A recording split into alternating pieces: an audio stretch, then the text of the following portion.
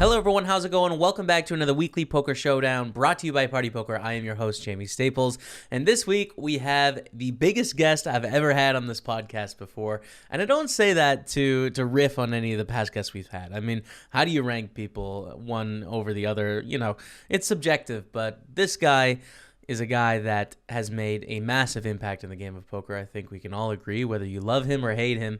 I'm certainly on the love side, and that is Daniel Negreanu. So I had a great 1-hour conversation with him this afternoon, asking him all about sort of poker, the poker industry, his new partnership that he has with GG Poker, leaving PokerStars,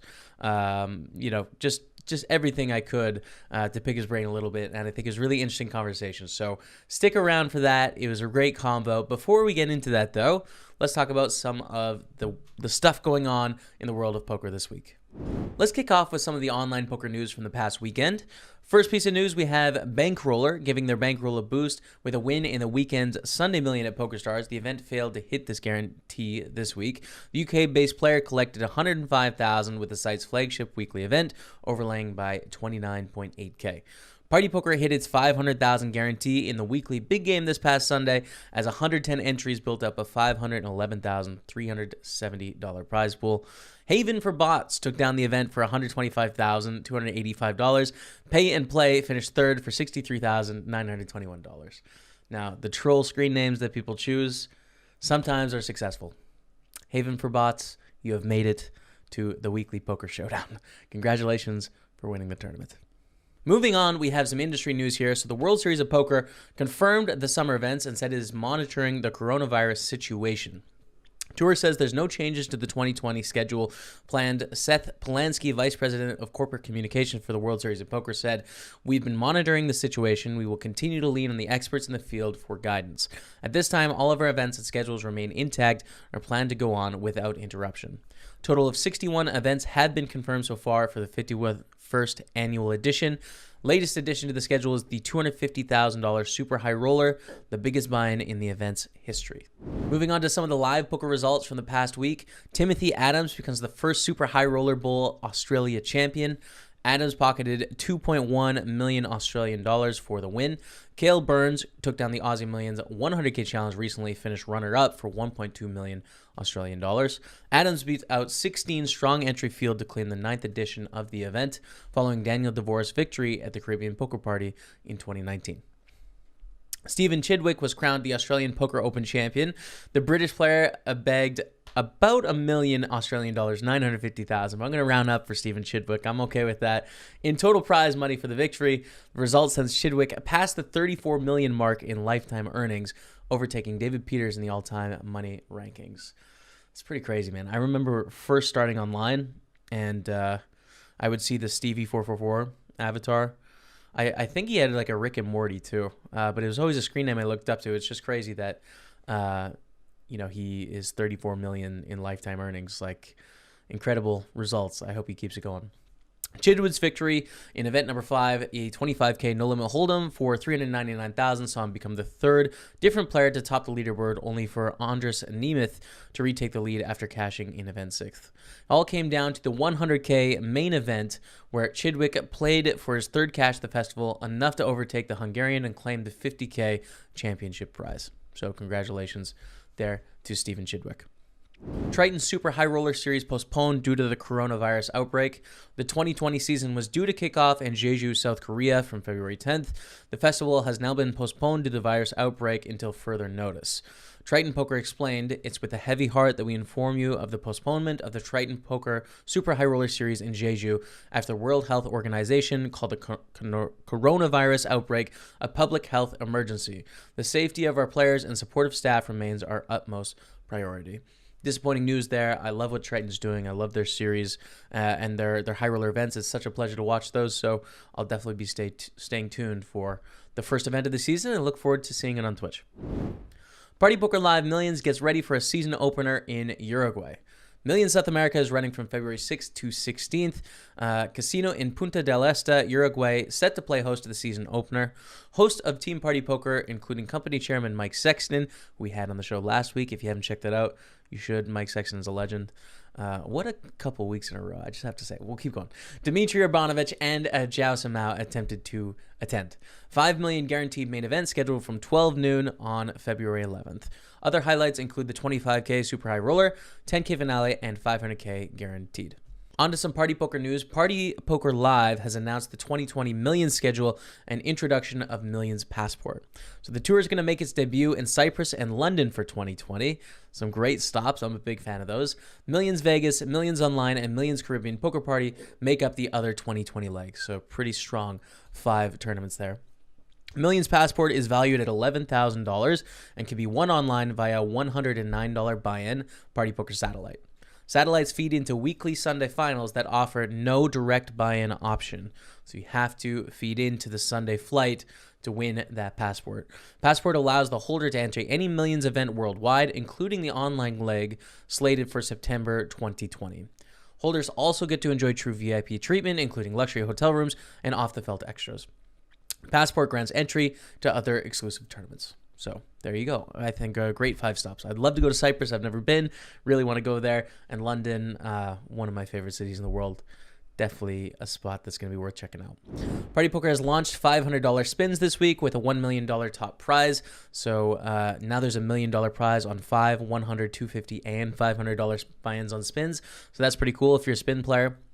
And the biggest news for me personally, because I'm an online guy and I'm a tournament guy, that is KO Series has started just this week. 10 million guaranteed KO Series is kicked off. 230 total events across a range of buy-ins from now until February 16th. All events played in the popular progressive knockout format. More money goes into the prize pool in Party Poker's knockout-style tournaments due to the elimination of rake on the bounty portion of the buy-in. So if it's a $22 tournament, it's $1 in rake, not $2 like you're going to find around the rest of the internet on other sites. So pretty good deal. I think we're the best place to play knockouts for sure. Special edition spin games gives players a chance to win their seat into the series for less, so you can spin your way into bigger buy-in events if you're interested in that. So that's it for all the online poker news, the live poker news, the industry news, what you all have been waiting for. I know you're just like, can we talk to Daniel now? We can talk to Daniel. It's tough to intro this guy. I mean, over 40 million in live earnings, 6 World Series of Poker bracelets, 2 WPT results, World Series of Poker Hall of Famer. And to me, I think the most influential ambassador of the game that I can think of, at least from my personal life. There's no one that has laid the path for me to play professional poker and take part like he has. So a huge personal hero of mine. I have massive respect for him, and it's a real honor to interview him. So without further ado, let's hop into the interview with Daniel Negreanu. Joining me on the podcast this week, we have the one and only Daniel Negreanu. Daniel, thank you for taking the time today. Absolutely. For my good old buddy, Jamie Staples, anytime. This is pretty surreal for me. I know for sure I would not be playing poker if it wasn't for you. As I was preparing for this interview today, I was thinking back to my beginning in poker. And I was serving beer and sandwiches at the halfway house on a golf course, right? So I'd serve these groups, and I'd get them out as soon as I could so that I could get back into my Daniel Negreanu small ball book so that I could start learning how to crush the noobs at the 5-cent, 10-cent games. That's my origin in poker, so it's pretty cool to talk to you today.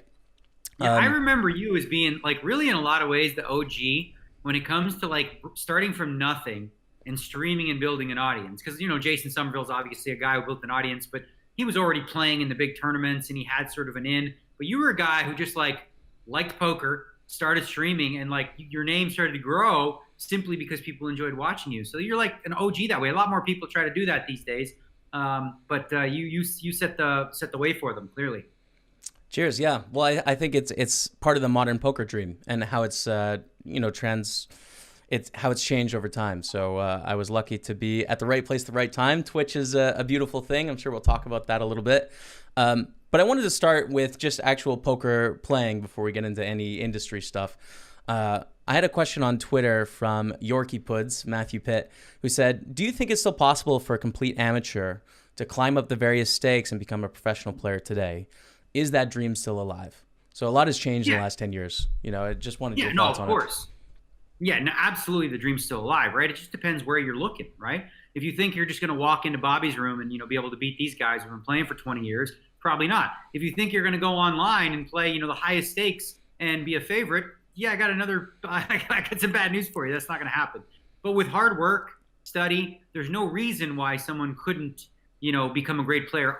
In the last couple years, we've seen less of the guys reach the highest levels, but a guy like Ali Amshurovich, for example, Yeah. he's a guy who kind of is, a young kid who's broke in. So, he's essentially proof that the dream is certainly still alive. Alex Foxen to a lesser degree as well, in a different way because he's been around a little bit longer. But the dream is still alive. But just understand that it's not as simple as logging on, playing tight, waiting for good hands, and like, yay, I get to win. Like back in the golden age, anyone that was competent could make money playing poker. Now it requires a little bit of effort.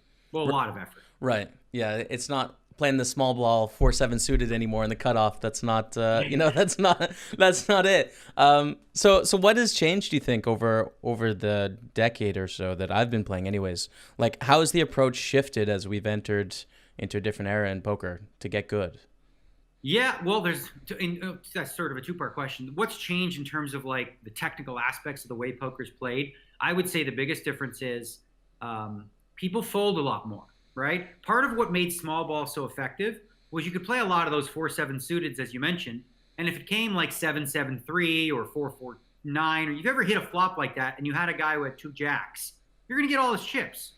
It's not the case anymore. People have gotten a lot smarter, so playing those hands now, especially out of position, doesn't work out because people are not necessarily paying you off. They're playing much more pot control. In the past, people would bet really big on the flop, bet big on the turn. You check raise all in and they'd go, call and shrug, and lose all their chips. So that's one big significant difference. As far as like the way to which to learn now, Twitch is one good way where you can watch people before you even spend $1 playing. You can learn from people who are already doing, a good job of that, as well as, software and different things. Like it's easier to get really good at poker now than it's ever been because all the tools are there. The problem is they're available to everyone. So if you're not getting better and everyone else is, you fall behind a little. Right. Yeah, that's true. I wanted to ask you about Masterclass actually, because every single one of my YouTube videos starts with everything you do at the table conveys information. Hey, you can't be all loosey-goosey eating a sandwich. That's it. Yeah, that's the poker memes nowadays. So I wanted to ask you about that experience making a course for beginning poker players and sort of, the experience. Yeah, I'll tell you what. So, you've been on sets, you've done stuff behind the scenes, and you know what it's like putting on a high-end production. I've never seen anything like Masterclass. The level of, even the green room, right, was very large. They had very exotic snacks like, grass-fed beef sticks and all this weird stuff. But the quality of production, from the lighting to the staff, the crew, the amount of detail, like this was the coolest, most high-end production I've ever been involved with. And then to be associated with people like Steph Curry and Serena Williams and Wolfgang Puck, Samuel Jackson, like people at the pinnacle of their craft, I felt like it was a really cool opportunity to bring poker more mainstream. So, for example, if I'm into cooking, right? Well, I go buy Wolfgang Puck's course. And then, look at this, poker. And if I already have a subscription to Masterclass, I can take that on. So it was a way to like be a lot more mainstream. And I'm shocked. They were shocked with how big of a draw it was. Like they spent a lot of money marketing it. As you see, every video you do has got my face on it. Yeah. Right. But no, they spent so much because it was well worth it. They were bringing a lot of people. I honestly think it's a steal. Like there's obviously some more for more advanced players. You can spend thousands of dollars on coaching, which makes sense for you if you're a pro. But if you don't want to spend that kind of money, the cost of like $90 for my masterclass is absolute robbery and stealing. Normally, for the amount of information I put into that 3-day weekend, that's at least $50,000 to $100,000 that I would probably charge to do that for a group of people, and you get it for $90. Yeah. Yeah, with the leverage. I think it's a really nice onboarding now between, you got Twitch and YouTube, you've got the free resources, and then you have the masterclass style, like, all right, now we're starting to get serious. And then, like you mentioned, that high level stuff, but it's a really nice mix between the three. And I actually didn't subscribe to Masterclass for any poker content. I was on there before trying to learn like creative stuff, like interesting video stuff. And then I see your class and I see Ivy's class later about poker, and I've watched them, particularly for the live poker stuff. I really enjoyed like the tells aspect and all that. It was really cool. So no, I think it's great. I think it's really good, and they seem to be doing things well. So yeah, top of the line. Yeah, for sure.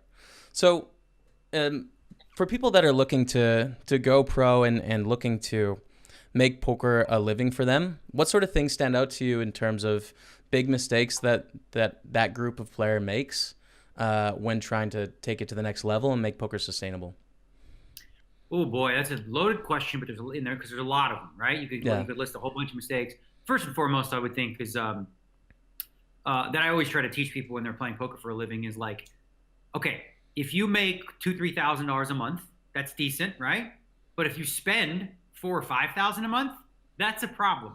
Okay. Right. I remember, and I won't name the player, but there was a guy who, had a lot of money, and he wanted to get staked to play Bellagio 10 and 20 for me, and he wanted me to stake him. So a staking deal would look like he gets 50% of the profit. So before I said yes, I was like, okay, well, how much do you think you can make in this game per hour? Like, how much do you think you can beat it for? Then I asked him questions like, well, how much is your monthly nut, right? So when I broke it all down for him and said, okay, you're spending $25,000 a month to survive, which means you'd have to make $50,000 a month just to break even, which means per hour, if you were the best player in the game by a large margin, you'd have to play a grand total of 140 hours a week. Okay? Yeah. That doesn't work. That's not possible. So I think writing out a plan, being very clear on what your goals are. Not everybody needs to make $1 million a year to be happy, but being realistic too, like keeping track of your results, making sure that you're not just hoping, because like he was just hoping to run good. I'm like, yeah, but this plan doesn't work, bro. Like if you lower your expenses from 25,000 to 5,000, now we're talking. Now we have a plan that works. So the biggest mistake I think people make is playing too high stakes, chasing, and not factoring in living expenses, travel expenses. Like if you're a tournament pro and you travel the circuit, like you have to factor in, well, how much is the flight? How much is the hotel? How much is food going to cost me? Then of course, what is the rake? Ooh, the bad word, right? And then so now you have to factor all these things out and go, is this even worth it for me to fly to Atlantic City to play in this tournament? Well, how big is my edge?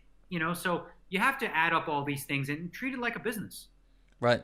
Now, when you were going through that in the beginning for you, I made a lot of the mistakes you just outlined when I was figuring it out as well. I mean, I think everyone does. So did you make those mistakes? Did you learn through them? Were you kind of hoping at the beginning or were you kind of meticulous from the beginning when you were playing? Yeah, I'm one of those people that in certain spots of my career, you want to put underneath viewer discretion is advised. Right. Do not try this at home. I would often be playing 8160 limit hold'em with a $2,800 bankroll, which is really stupid. Okay, I made a lot of dumb mistakes. However, in my teenage years when I first played limit hold'em, I did the right things. Like I tracked my results, my hourly rate, noon to 8. I tracked every expense. If I was tipping, I kept track. If I had a coffee or whatever, I would keep track of how much I was spending each day. And then I found at the end of the year, I'm just spending too much money. And I had a real good sort of plan in Vegas, playing noon to 8.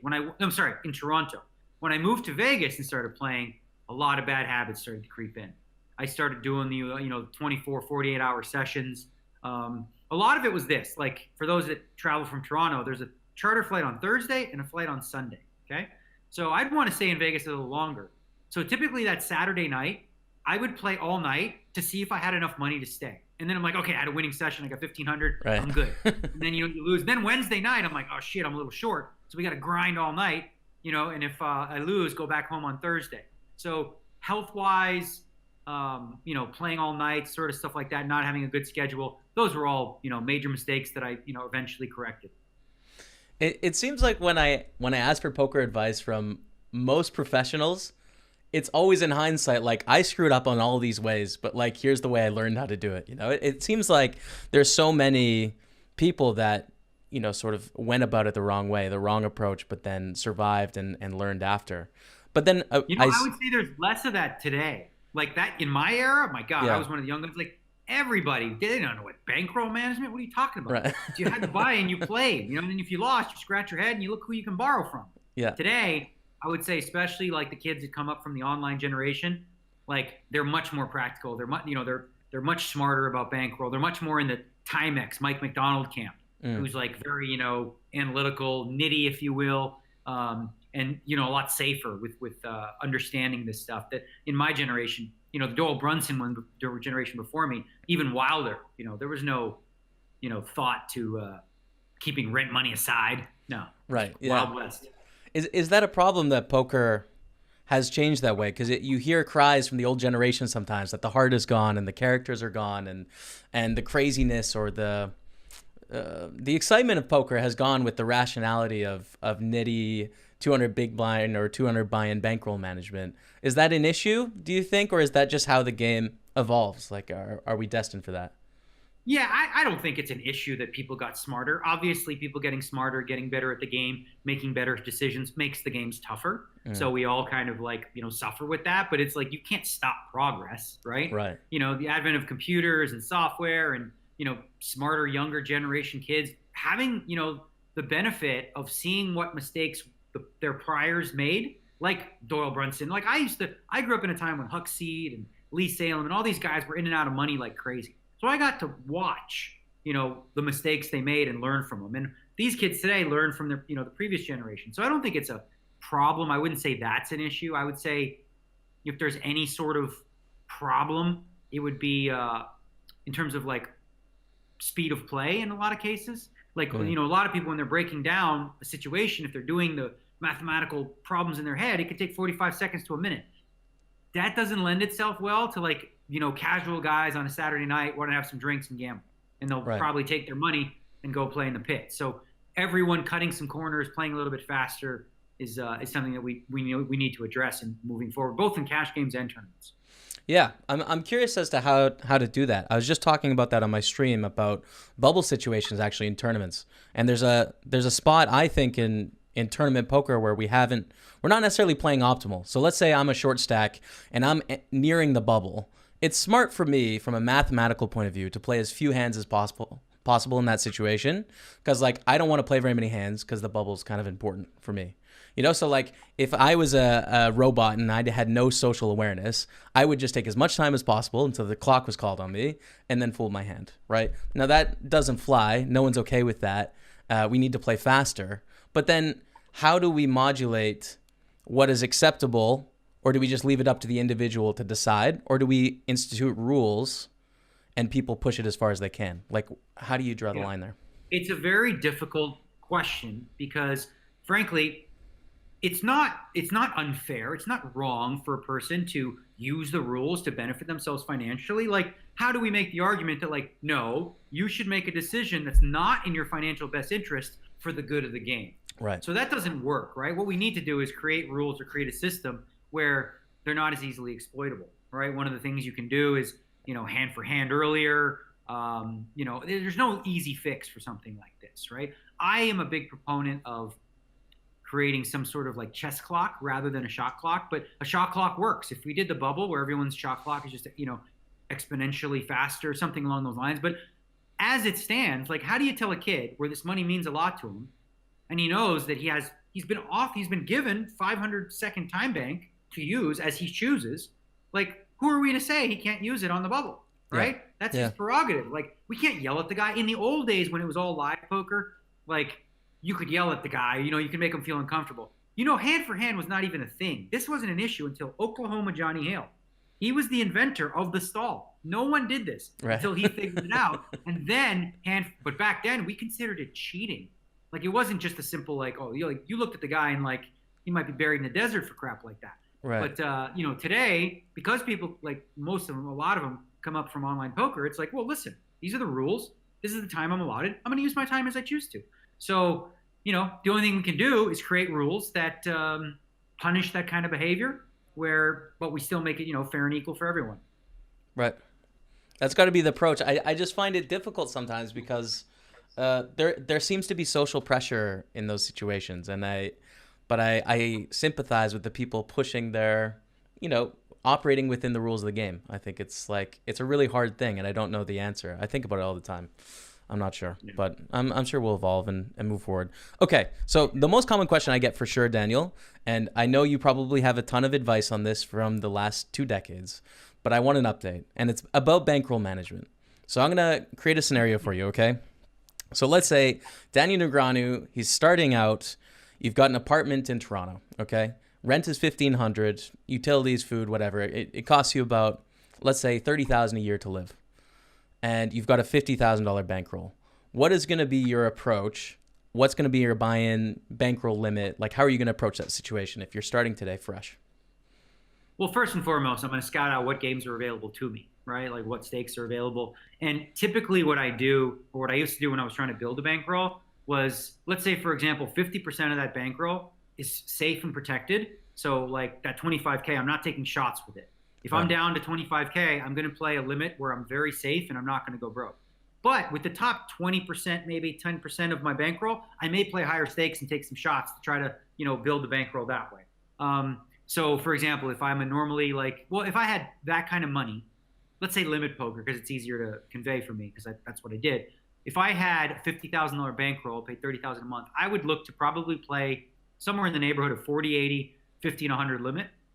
And if it didn't go well, in the first couple of weeks where I lost, 30, 40% of my bankroll, I'd probably step down to 20, 40 or 15, 30 and just put in more hours and more volume to recoup the bankroll. Once the bankroll was recuperated, as long as the game quality was good at the 50 and 100, I would go up. If the game sucks, like this is a mistake a lot of people make. They want to play higher because they think they'll make more money. Well, what if your hourly rate in a 50 and 100 is $30 an hour, right? But your hourly rate in a 30-60 is $40 an hour or $50 an hour because the game quality and the people who play it. The highest stakes doesn't necessarily mean you make the most money. The game with the most value and the biggest hourly earn is the one. So I would look to probably be in that range, playing limit poker, playing no limit, probably in the neighborhood of something like 5-5, 2-5 blinds, maybe 5-10, avoiding bigger than that. Like I think 5-10 is pushing it. And if I did play 5-10, I would probably short stack, which is annoying and shitty. But if you're grinding, you got to do what's best for you. Yep. Right. I remember times when I was first playing live poker, the 1-2 game in Calgary. Stampede's on, the NHL plays right next door. And you'll have Cowboys shoving in for $200 blind. And the 2-5 game, they're in for 1,000, so the game is twice as big.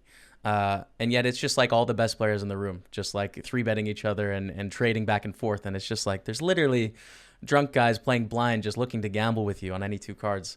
So I saw that firsthand. That difference. Yeah, ego is a big part of it, right? It's very difficult. I remember the times when I would go to Vegas, and I'd been for example, let's say I was playing 4 and 800, things didn't go well, and now I've got to drop down. I basically went broke. But walking into the poker room, everyone knows you're a 4 and 800 player, and now you're in the corner playing 30-60. There's an element of pride and self-awareness where you have to be like, listen, you guys can mock me, laugh, whatever you want. You can be like, oh, he went broke. We knew he would. But I'm going to do what's right for me. I remember a time many years ago, I basically was pretty much broke. And this was after playing 2-4, 3-600. And Huck Seed loaned me $2,800, I think, right? And I made a bet with two people, just mostly like a gentleman's bet, that I would play 140 hours in the next 2 weeks of 30-60 limit hold'em after playing 4 and 800. So 30-60 limit hold'em, and I had to win a big bet and out. So I ended up taking that 2,800 and winning something like 23,000 over 2 weeks playing 30-60, paying Huck back, of course, winning the bet. I put in 140 hours. All I did was play. That's 10 hours a day, every day. And I did it. And it was a powerful experience for me because it's about discipline. It's about just putting your nose to the grindstone, putting my ego aside. I'm looking upstairs and I'm seeing all the guys playing the big game. And I'm like, I want to play in that game, but listen, I wasn't, rolled for it. But I knew that I could rebuild. And I always had a lot of confidence in myself to do that. That's why my strategy was always willing to take shots that were too risky for the average person, because I knew I had the mental capacity to drop down in stakes and rebuild. It seems like that's so important, the up and down. So I take that away from your advice there. Don't be afraid to move up and down. I like that. I think that's good. So let's talk about the change in Daniel Negreanu's professional life outside of actually playing poker here. You've got a slightly different hoodie on than maybe the last time that we spoke here with the GG Poker. It's looking good. I like it. You too. Yes. We were teammates for a while there, but a lot has changed. I remember hearing the news that you were going a different direction from PokerStars, and then just a couple months joining GG Poker. So walk me through what that was like, because you were an institution at PokerStars. Yeah, as you said, I was there 12 years. That's a really long ride to be a company, and I think, and I don't know if you felt similar or different, but for me, I felt like it was sort of becoming a little bit monotonous. I'd been there 12 years. There wasn't a lot of new, different things that I felt like I could contribute. And They were clearly going in a different direction. I wasn't able to stream. Like I wasn't going to, uproot my life and leave Las Vegas to go to a place where I could stream on the site. So I think for both of us, for them and for myself, it just made sense to, split. Financially, I'm fine. Like I don't need the endorsement deal. I was also, starting a new life right around the same time with my wife now, Amanda Leatherman, who is Amanda Negreanu. And it just felt like, a really good time. And we were very excited about it. And I didn't have any plans going into the World Series of, signing with anyone else. I definitely got some offers, some interest. My agent was like getting phone calls within hours. And I sort of figured I'd take a hands-off approach. I'll do my vlog all summer and not really engage in anything. And then, we had that snafu with my staking issue. Like, we set up the site for it to work and it didn't work right and blah, blah, blah. And so out of the blue, the people at GG Poker kind of came to us and says, we do this already on our software and our client. Like, would you like us to do it? I'll do it for you. Not within GG. So they weren't not like saying like, you have to be sponsored or anything like that. They just did it as a favor and maybe start a relationship. That's a great move. That's good. Yeah. That's so they did this for me and I thought, wow, this is really great. And they set it up and they're obviously experts in terms of software and stuff like that. And then finally, the owner, I met with him and, we just started talking and, about the staking thing. And, he was talking about like what they can do with that. And then we started, he sort of came back around to like, would I be interested in working with them to grow GG Poker, the network itself? And, like I said, I hadn't really planned on signing anywhere else or doing anything new, but I really kind of liked the idea of, in a lot of ways, similar to like a startup, right? Obviously, Party Poker is an established brand. PokerStars is an established brand. They've already got, the wheels churning and doing a lot of good things. But GG's kind of new. And I felt like, man, this would be fun, right? To take something that's growing. In the last couple of years, GG's really like moved to, the third largest site, I think, on online poker right now in terms of a network. So I was like, well, why don't I help them grow? And a lot of things blew me away. The staking platform within the client was like really cool to me. I was like, this is really, really neat. And, seeing all the high stakes action they have and different things and the mobile software and kind of like what they expected of me really worked for me and my lifestyle, right? There's no GG Poker. Like Party Poker has Party Poker Live, right? So you guys travel, you play all the tournaments. PokerStars, same thing. GG Poker, we don't have a tour. So, that's not expected of me. So it really was just like a perfect fit at the perfect time. And I really like the people involved. And that's important, right? Like obviously, in your time at PokerStars, you saw different people in and out as time progressed. And I'm sure you're with a great group of guys there at Party Poker, the John Duthys of the world, the Rob Youngs, doing great work. So it's easy to work with them. And that's very important to me, is working with people that we're aligned on. Like I get their vision and I think it makes sense. I think it's logical and it fits with kind of my vision for what, online poker should look like. It's supposed to be fun. Like right. I get like you're on your phone playing, like you want to have fun. This isn't designed so that, you can squeak out a living. You can make money, of course, on any online site, but like the whole purpose of it should be to engage everyone, not just professionals. I think the fun angle and what you guys are doing there is really smart. I mean, it's a little bit weird in that I remember at Stars, like just being so in the Stars bubble and not knowing at all what's going on. But now on the outside, seeing what Party Poker is doing, what GG is doing, and sort of hopefully coming to rival PokerStars and offer some competition to people that are playing online poker. I mean, I think everyone wants that. That's really important. You touch on that. That's super important, right? Anytime you have what develops to be like Monopoly, there's less incentive for that, that group that has Monopoly to invest, right? But when you start having competition, now you have to keep up a little bit. So when Party started to put those big guarantees on, that spawned, the PSPC. That's good for players, right? All these different guarantees, all these different things that people are doing to try to win over the customer is a good thing. So people have a choice on their Sundays. What do they like unlimited reentry, or do they want to play like the GG Masters, which is a freeze out?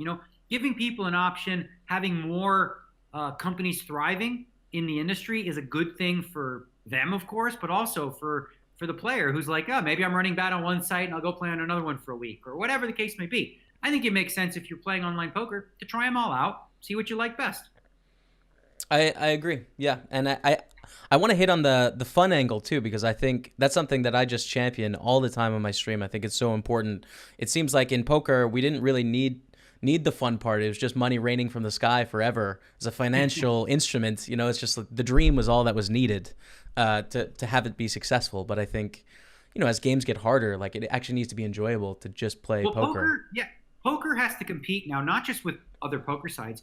We have to compete for people's eyeballs, for gaming, for like for all these different things, the entertainment that I'm sorry, lost my train of thought. So like the entertainment dollar is spread now. There's so many different ways in which people can spend. So gamifying it, making it fun. Like we have a lot of features that are like not designed to for multi-tabling pros, but like you can squeeze cards, right? Well, you don't. That's not a thing that you need to do. You can rabbit hunt. So you fold pre-flop and you can see what the flop would have come. Like that doesn't offer anything in terms of competition. Like it doesn't give you any, it's not skill related. It's all just fun. You can run it once, you can run it twice. All these added little things, bells and whistles, if you will, formats, different funky stuff are what attracts new players in quick paced games. Pros always, they don't like spin and goes because they're like, oh my God, they're too crapshooty. But guess what? Spin and goes, they bring people in. People that are waiting at the doctor's office. They've only got 10 minutes. They're like, all right,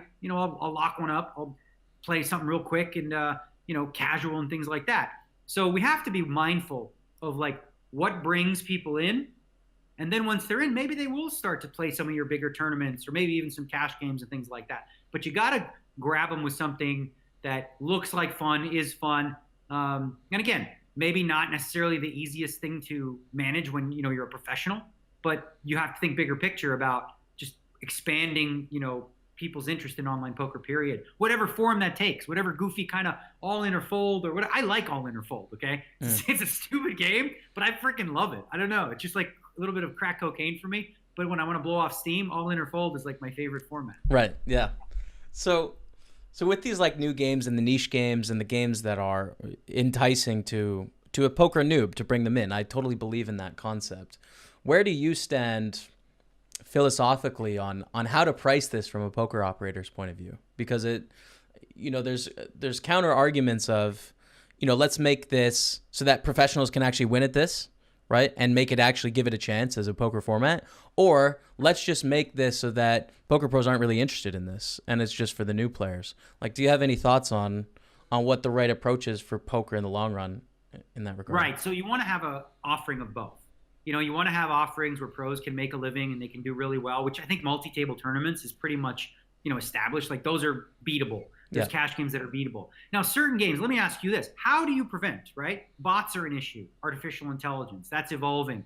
Now, if you create a game that's so simple, like all in or fold, right? With 8 big blinds, that's very easy, incredibly easy for someone to play perfectly, right? So to create a bot that plays perfectly, right? If that bot is beating the game, like how do you stop them from overwhelming it and destroying it, right? Like Chinese poker was, remember Chinese poker when that was a big thing? Everyone it was popped like, off, yeah. We should offer Chinese poker. But then you realize like, well, wait a minute. It's just too easy for bots to beat it. So the idea behind those games should be that they're fun, right? And if you allow it so that bots can beat the game, then you'll destroy the game. For all the recreational players will just get killed. They'll take all the money and finish the game. So maybe that's a game where with the jackpot format, there are times where, it can be very, very profitable, like if you hit, but then maybe there's other times where like, it's really not about, it's similar, much more similar to like a casino style game where you're not really winning here, but it's about having fun. So if you're a professional, you don't look at that when the jackpot's low and be like, oh, I can beat this. But maybe when it's higher, you say, listen, I want to get a piece of my, piece of that jackpot, and it's actually plus EV. But the only way to keep bots from overrunning those types of games is to set it up in such a way, unfortunately, where bots can't beat it. Right. Yep. That makes sense. So zooming out on the industry, if you will, I like the zooming out questions. Do you think we're going in a good direction? Like, do we have a path forward in online poker specifically to where we can actually have that part of the industry grow and thrive again? Because it feels as if it isn't necessarily at its peak. Yeah, well, legislation's a big part of it. Obviously, in the U.S., it's a big market. California, New York. Also, a liquidity issue of getting these fenced-in regions like part of one ecosystem. That's obviously better. If you could have everybody in the world like the old days playing on the same site rather than .it or .fr, you just expand the player base. But I do think in a lot of ways, companies are starting to realize, all of the companies, whether it's Party, Stars, or GG, starting to realize how important it is to cater to, quicker formats, more casual players, less so than professional players. Because I've always believed this, right? There's, three aspects of an ecosystem. You have the house who takes a rake, you have the pros who take money out, and then you have, the depositing players who lose, right? There's one of those three that are imperative and crucial, and it's not the pros, and it's, the house to a second degree. If you had to rank them, it's the depositors, the people putting on the venue, putting on the games, and then the pros are last, right? Yeah. They're like the least important, and we've always sort of been trained to treat the pros as like VIPs. Like, we'll give you, extra money, we'll give you all these things, but like when you break it down, it's like, well, these pros are kind of, if the depositing players stop playing, you're not gonna be able to build a game around them, right? They won't play, right? You have 8 pros, they're gonna sit down, look around the table, go, I'm not sitting. They're gonna wait for the depositing players. So understanding that ecosystem, I think during the boom, everyone lost track of it because it was just money flying everywhere, right? Yeah. It's like, wow, there's so many people coming in. But then you started to see, like, as time went on, players got better, pros got better, depositing players stopped playing as much, the games got tougher. Now new players would come in and they get destroyed and smacked. So creating bounty formats, knockout tournaments, spin and goes, whatever you want to do, those are important to give the casual player some more incentive to come back. And I think that every company that offers online poker is looking to do stuff like that now, I would imagine, because it just makes financial sense for everyone involved. Mm-hmm. Yeah, I still think like the pro, to me it seems like the pro's job is to supply the dream to poker. Without the pros, there's no more dream, and without the dream, poker becomes a bit of a shell of what it used to be. That's how I think about it, anyways. But it seems that dream is smaller. Like it's not back when I started. You would just fire up 12 tables. You just play as many as you could because you were making money on every table. It doesn't matter if you were good or not. You just needed to like kind of have a pulse and be able to pay attention to 12 tables, and that was it, right? Whereas now you have to be good at the game. You have to actually win. So yeah, no question about it. And like in terms of, so we saw data, and obviously when I was with Stars in the past, we saw plenty of data that showed like we saw people that were depositing, they were having fewer and fewer winning moments and redepositing even less often, right? Like today, like in 2004, you take a random guy, he deposits $200 and he plays like 50 cents a dollar. He'll have some winning sessions, he'll have some losing sessions. A new player, he's probably going to lose it, loses $200 at some point, but not right away. Today, that same guy, random guy, puts $200 in, he won't have a winning session if he plays more than 200. Not one. He'll get killed. He'll lose every single time, and guess what? He's not going to want to play anymore. So these other formats, all in and folds, the spin and go type, things that are faster paced, like that are more luck based, they will have more winning moments. Where in tournaments as well, where they, oh my God, I cashed. To keep someone involved, to keep someone interested, if they cash once with the top 20%, whatever, it's not about how much money they got, it's about how close they were, and it feels like they can win. Unfortunately, we saw sort of a predatory, cannibalistic type behavior in cash games where even myself, right, I was like, you guys realize how bad this looks? Like, I'm a professional poker player, right? But I'm obviously not one of the top online players. I would sit down in a game, within a third of a second, it was full because all these guys are using seat scripts, right? Mm-hmm. I would play, there'd be a waiting list, whatever. As soon as I'd quit, they wouldn't even play another hand. I remember that, yeah. I remember watching that. Now imagine, I laugh, right? But imagine I was a random guy who saw this environment. What would I think in my head? I'm like, okay, I just played against robots. They're all cheating me, and they're only playing because of me, because they think I'm the sucker. Why are you doing that? Like in the old days, we always knew. You start a game before the live one gets there. He sits down, you continue to play. Then when he leaves, you don't all stop playing.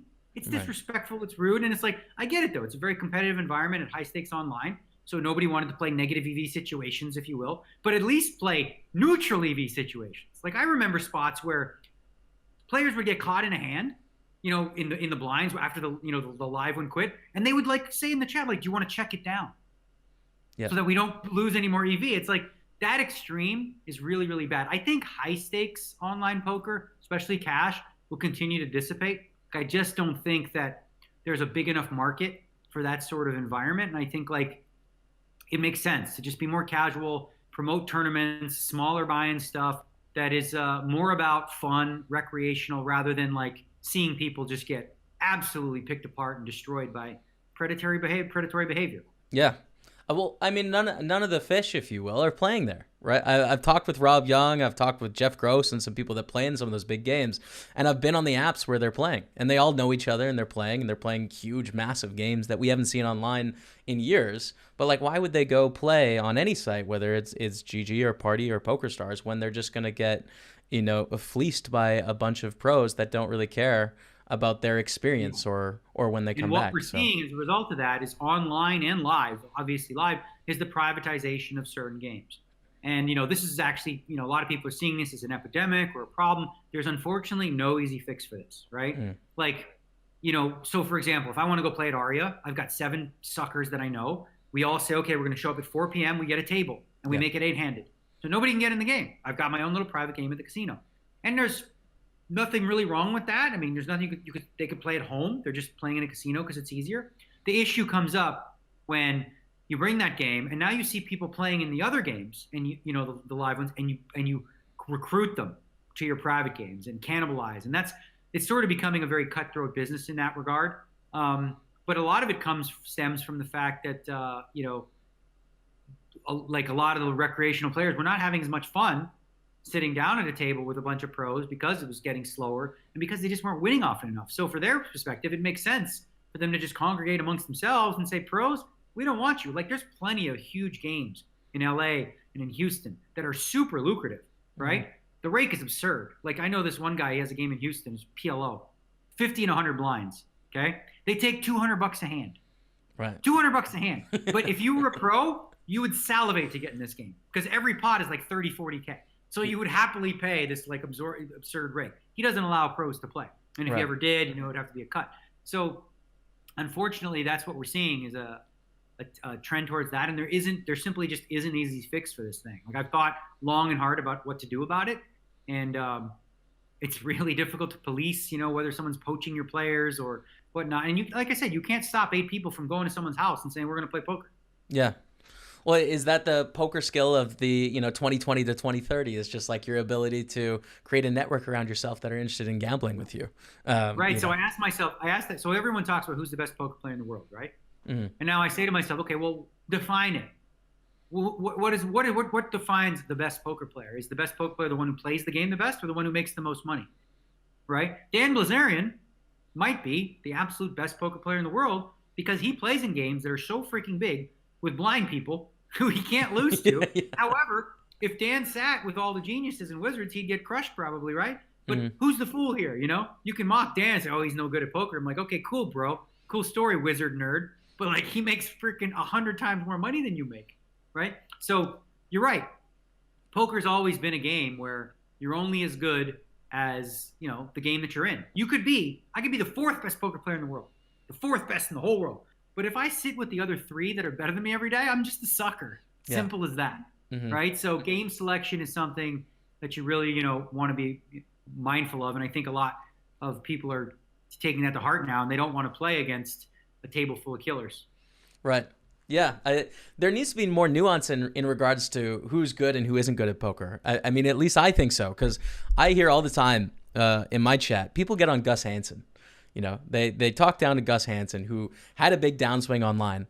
But I always say, like, he was playing, 5 of the top 10 players in the world at the time. Like, yeah, he might have lost to Tom Dwan and Patrick Antonius. But, like, don't think that he's not going to mop the table in your $22 tournament. Like, he's not bad at poker. So funny.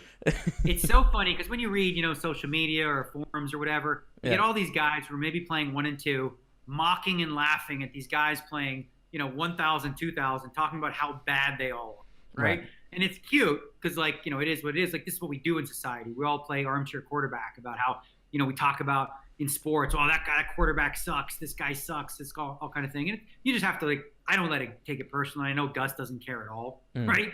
Like, why would he? It's kind of like a desired image to have is being a big sucker because you could probably get more action if you do that. But poker players, I think online, like, there's a sort of like a negative environment in a lot of ways, in a lot of online, like, chat or social media type of things where people are just always looking to tear others down to stand on their shoulders, like they feel like they're going to feel better about themselves. And I know it doesn't work, right? You might feel good in the moment to say a really nasty thing to someone like, oh, you suck, bro, blah, blah, blah, blah, blah. But do you really feel like in your heart that you like are happier as a result of spending all your time being an internet troll? I doubt it. I would say that, I mean, I've gone through it myself. Like I've been a troll, like I've gotten involved in the dumb, social media. As I get older and wiser, I realize like how much wasted time that is.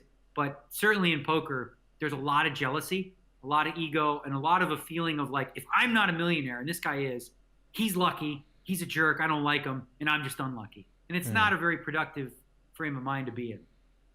Yeah. It's not particularly enjoyable. I find that online too. It's frustrating at times, but I think, just illuminating the good people in the media. Like I think of Robbie, Robbie, the media guy, he does Card Player Life and stuff. Like guys like that. Yeah, bringing those guys up. I mean, I think there is the good eggs too, but they're sometimes not as vocal. So it can be pessimistic at times. Yeah, that's the sad part. It's not just in poker, in society in general, is what sells? Negativity and conflict and scandal. Fear. Right? Yeah, and fear too. In the poker industry, the biggest stories we hear about that we spend weeks on is Mike Postel. There's so much discussion about that, and so much less about all the charitable work that poker brings in, how much money we raise, the millions and millions of dollars that poker tournaments raise, like the good things that people do to like, give their time to teaching the game to new people, whatever the case may be. It's like, that's all cute and whatever, but the stories that get the most hits, unfortunately, are the tabloid-like things that have the negative headlines, which is what some people use to build a brand, which is all based on negativity. And it's unfortunate that sort of works in our society. And I don't see that changing anytime soon, but I wish it would. Mm-hmm. Yep. Before I let this one go, back on privatization, just for a second.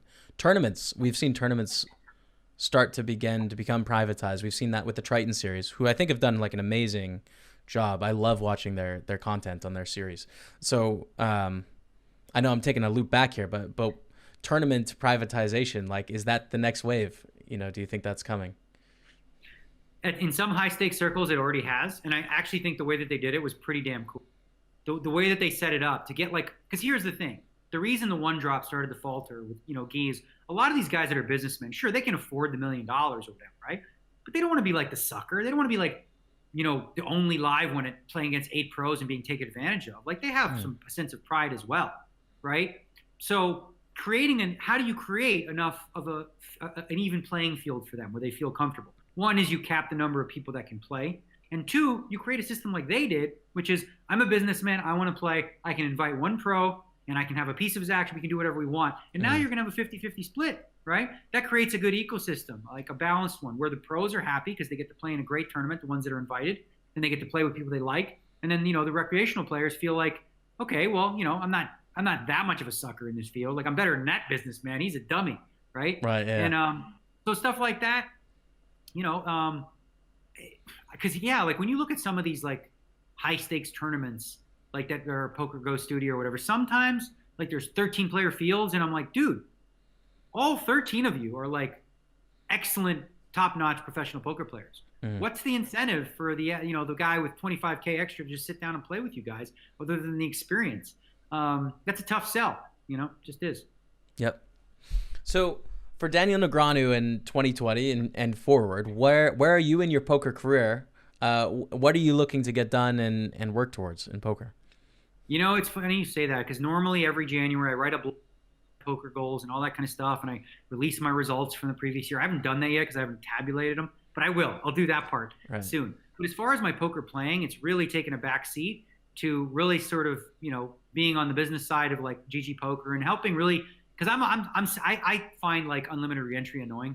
Like I like the prestige of freeze out tournaments. So the new innovation that we came up with, the GG Masters on Sundays, is a $150 buy-in with no reentry. Really trying to build that. Like we had 1,940 players last week. Every week has an overlay because they kicked up the the guarantee to 300K.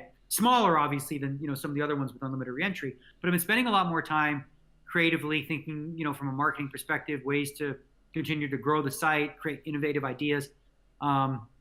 Working on my health, I've lost, like, since Rosvedov, which was a shit show for physical health, I've lost 16 pounds of fat.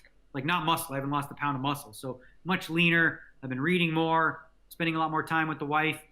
And looking at the schedule, I think World Series of Poker will be where I really gear up. Maybe the U.S. Poker Open. But as far as like poker study, stuff like that, I've really kind of taken time off. Like I'm not in the lab every day, put it that way. I'm kind of like I will get back in there right before the World Series and get, freshened up. But I'm 45 years old now. I've been playing poker over 20 years, 25, 30 years now, that I don't feel like I need to be in the lab as much as maybe somebody who's up and coming. Because, I digest information very, very quickly. So just watching a few streams and getting a sense for what people are doing now, because the trends change every 6 months. I feel like I can keep up to date pretty quickly. Yeah, span the decades. I mean, if you were around, Mike Sexton was telling stories about you brand new in the casino last week. So if you're still around and at the top of the game, I think you can hold it down. You're a newlywed as well now, though. So how is life post getting married? How have things changed for Daniel Negreanu? So I can honestly say that it's been blissful. Like we match each other so well. Like a lot of people, when we're out and about, like we're extroverted, we seem like we're always life of the party type people, but we're both massive introverts. We are homebodies who like to stay home. She loves to watch shows.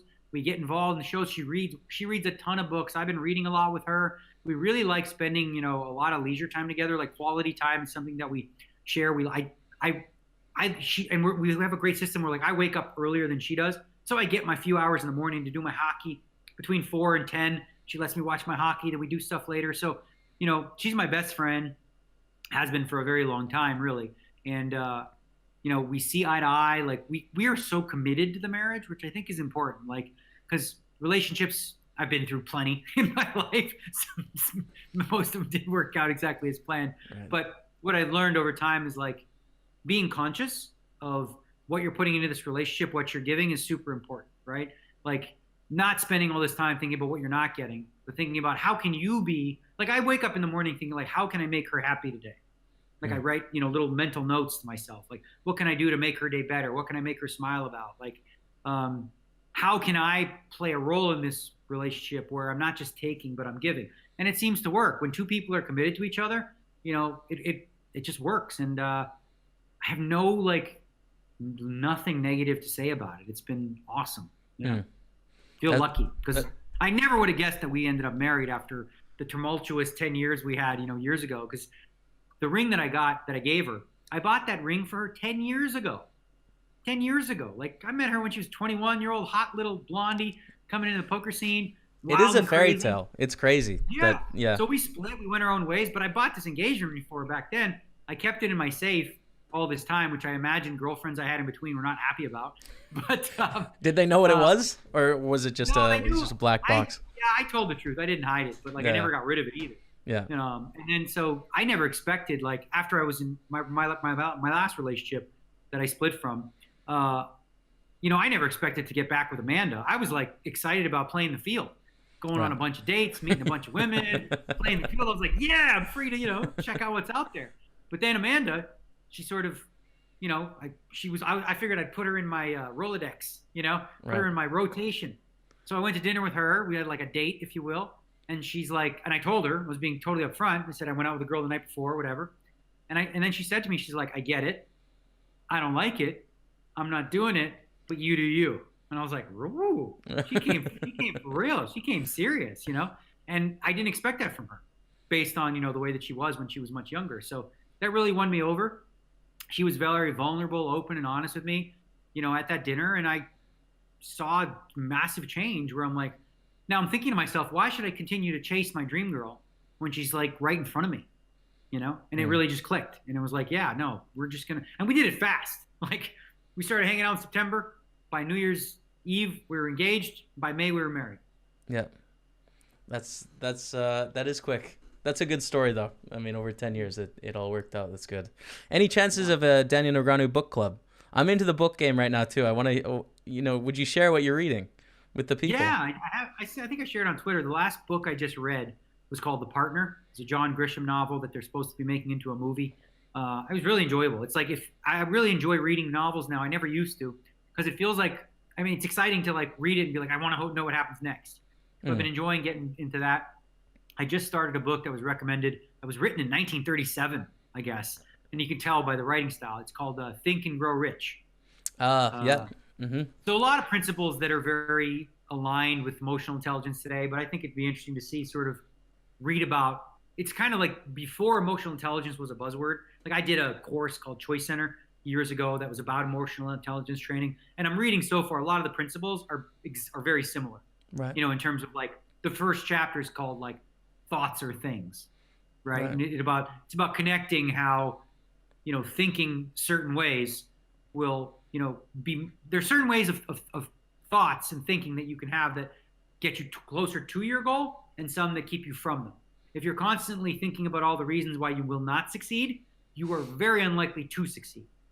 But if you actually genuinely find a way to believe and stick forward with a plan and all that stuff, you're much more likely to. So, you know, obviously just kind of like self-help type stuff. So what I'm trying to do now is read a novel, then something different, a novel, something different, and switch it up. Like I read the Godfather book. That was fun. And watched the movies after like that. I've been enjoying reading.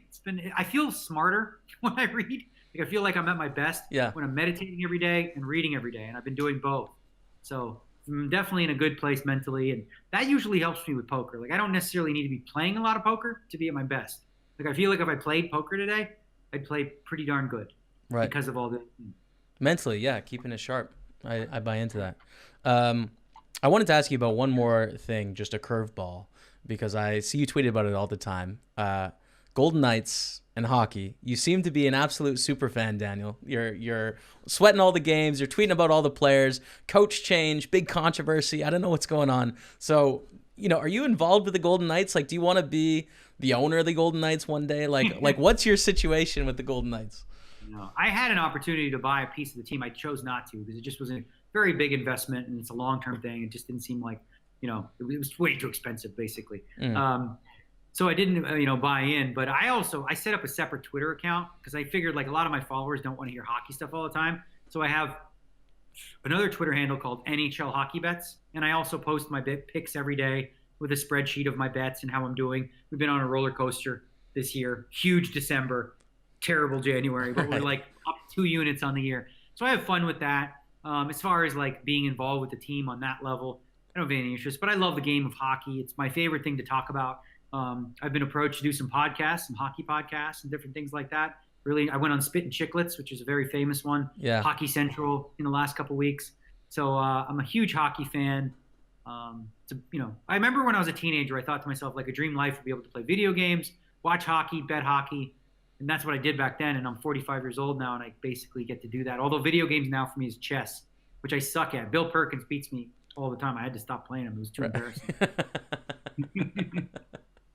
That's great. Daniel, thanks for taking the time today and taking me through a bunch of those things. We covered a lot. I mean, poker strat, poker industry, life in general, but it's been a real honor. I mean, I wouldn't be playing poker if it wasn't for you. You're the face of poker in Canada.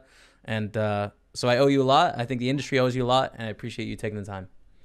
Well, appreciate it. I'm curious, when is the next Party Poker tour event, like live, Party Poker Live event? There's one in Uruguay just this month, man. Just this month. Are you going to be planning to travel into any of these events before I let you go? Like so that's the thing. Like, I've never actually attended because obviously when I was with PokerStars, I was at PokerStars event. Yeah. I've never attended a Party Poker Live event, but I'm definitely curious, and I definitely want to throw one on my calendar that makes sense and you know, hang with the boys. Seems like a good festive crew. You know, I get along really well with, you know, the people that are in charge there and stuff like that. So I would imagine it'd be fun to check out an event. So maybe not this month because I'm on this thing, but I'll take a look at the calendar because I saw one of the questions on the Ask Negreanu was when I would be playing a Party Poker event. And I'd say it's a favor to probably happen in 2020. Amazing. Perfect. That sounds good. Well, maybe I'll see you there then. All right, Daniel. Thanks so much for your time. All right, guys. Big thanks again to Daniel Negreanu for coming on the show and taking the time to talk with me, man. That was really cool. I mean, 2 weeks in a row, Mike Sexton, Daniel Negreanu. I don't know how we can top this. I think this is it. We need Elon. Anyone have a Elon Musk contact? That's the only way we can go up from here.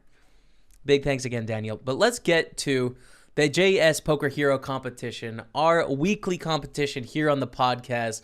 If you're following along with the show, the idea is we have one representative from the community that we send into a big tournament on Party Poker every week, and they represent the podcast. They try and make a run. Hopefully we can print off a Cinderella story one of these times, but either way, I enjoy the sweat of watching our representative play. So last week's competition, Tom Dubaves on Twitter guessed the correct answer first, so he is the winner this week. He's won a $215 KO ticket for this Sunday. So Tom Dubaves, you are the winner. The Twitter handle goes by ZVAIGNEFRENKS. There you go. So you're going to get that ticket. Good luck on Sunday, my friend. We will be sweating. This week's competition, I thought, why don't we do a closest finish competition for me in the knockout series? I'm going to be playing this Friday. I have a home game on Party Poker. You're all welcome to come and play. I'll be streaming on my Twitch channel, twitch.tv/PokerStaples. And that starts at 8 p.m. UK, 9 p.m. Central European Time, 3 p.m. Eastern Time, noon Pacific Time. But an hour and a half after that home game starts, when I'm in it, there is actually a Knockout Series event. It's a $530 buy-in, and it's a mix-max tournament, which means it starts six-handed, and then after we're through the money and we're like deeper into the tournament, it goes four-handed. So I'm really excited about this because it should be just a fun format, like play short-handed, sort of be able to mix it up, and when the money's on the line, playing four-handed, final couple tables should be really fun. So guess my finish position, closest to, or if you get right on it, and the first to guess the number is going to get that ticket. Now, you have to guess before the tournament starts. We're not going to allow you to guess when there's 10 people left. That's not going to work. So you have to guess before then for it to be eligible, but that's the rules of the competition. So best of luck. Use the hashtag on Twitter, hashtag JSPokerHero.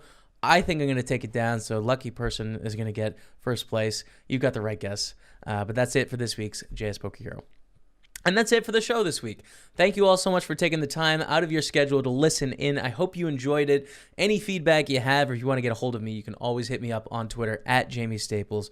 That's going to be it. Until next week, we'll see you later.